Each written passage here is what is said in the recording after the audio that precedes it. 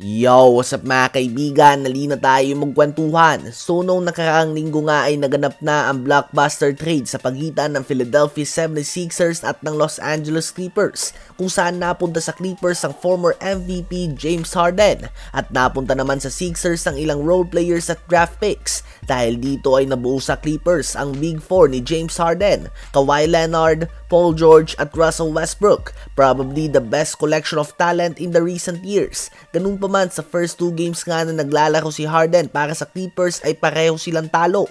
Matindi din ang binagsak ng produksyon ni Kawhi Leonard at Paul George. Hindi din maganda ang kanilang depensa at may record na sila ngayon na 3 wins and 4 losses. Habang ang Sixers naman ay may 6 na magkakasunod na panalo na at hawak ang best record sa Eastern Conference. Dahil sa pagkakadagdag ng mga role players sa tulad nila Covington at Batum, ang Sixers nga ay mas nagkaroon ng lalim sa kanilang lineup. Mga shooters na pwedeng pasahan ni Embiid kapag dumadating na sa kanya ang double team. Tuloy lang din ang MVP season ni Joel Embiid. Nagtatala siya ng 31.7 points, 10.9 rebounds, 5.9 assists, and 2.4 blocks per game on 53% shooting sa field and 40% naman sa 3-point line. Si Tyrese Maxey ay solid number 2 option din sa opensa nila.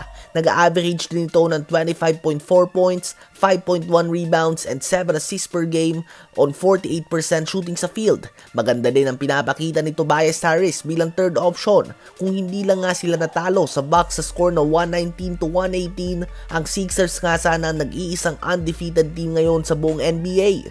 Habang Clippers naman ay they have a lot to figure out. Maaga pa naman sa season na ito, ngunit it might take them the whole year to figure things out. Ang kanilang Big Four nga ay sanay bilang mga number 1 option ng kanilang mga dating team, but there can only be one number 1 at kailangan nilang magsakripisyo at maging role player. Ano ba ang masasabi nyo tungkol dito? Habang bad news naman para sa Miami Heat, kahapon nga sa game nila kontra sa Memphis Grizzlies ay nagtamo ng ankle sprain si Tyler Herro sa first quarter at hindi na ito nakabalik sa game. Tough luck nga para sa young guard na ito na nagkaroon din ng injury last playoffs. Mukhang breakout season na nga sana niya ito bago ang injury. Siya ay nag-average ng 25.2 points, 5.5 rebounds, and 5.7 assists per game on 47% shooting sa field. Nagmumukhang all-star na nga ulit siya mga kaibigan.